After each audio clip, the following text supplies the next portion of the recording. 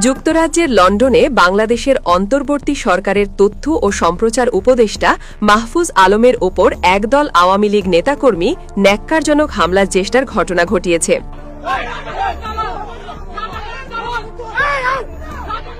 একটি সেমিনার শেষে বেরিয়ে আসার পথে এই ঘটনা ঘটে, যা লন্ডনের বাঙালি কমিউনিটিতে তুমুল উত্তেজনা ও নিন্দার ঝড় তুলেছে। স্থানীয় সময় ১৩ই সেপ্টেম্বর এই চাঞ্চল্যকর ঘটনাটি ঘটেছে।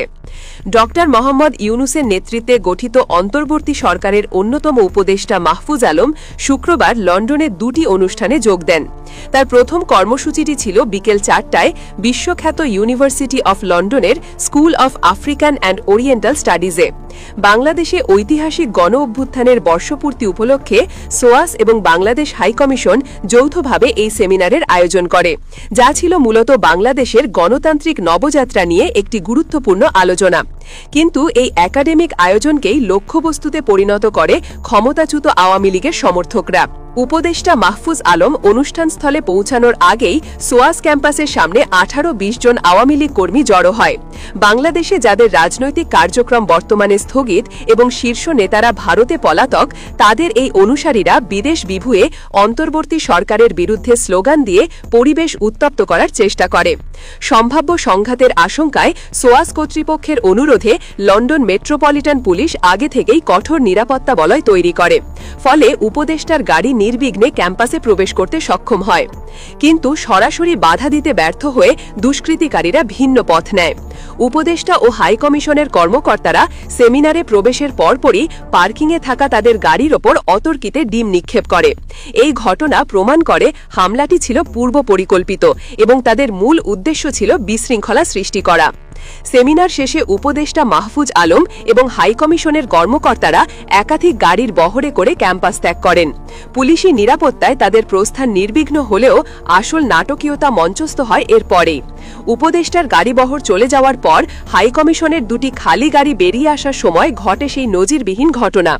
কয়েকজন দুষ্কৃতিকারী মরিয়া হয়ে রাস্তায় শুয়ে পড়ে গাড়ি দুটির পথরোধ করার চেষ্টা করে।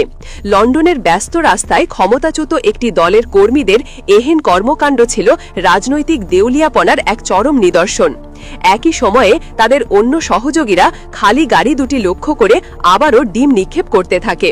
পরিস্থিতি নিয়ন্ত্রণের বাইরে যাওয়ার আগেই ঘটনাস্থলে উপস্থিত পুলিশ সদস্যরা দ্রুত পদক্ষেপ নেন।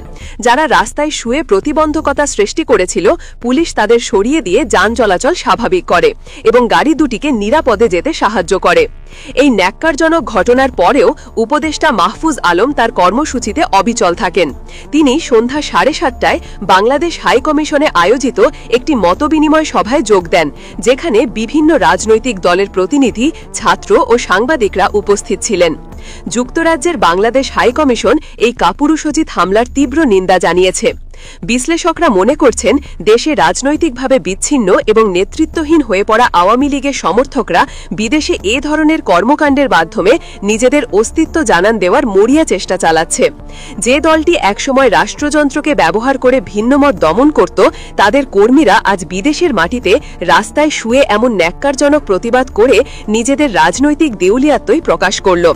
তাদের এই ভীতি প্রদর্শনের চেষ্টা আদতে অন্তর্বর্তী সরকারের প্রতি আন্তর্জাতিক সমর্থনকে আরও জোরালো করতে পারে এবং বিশ্ববাসীর কাছে প্রমাণ করতে পারে কেন বাংলাদেশের মাটিতে তাদের রাজনীতি প্রত্যাখ্যান করা হয়েছিল।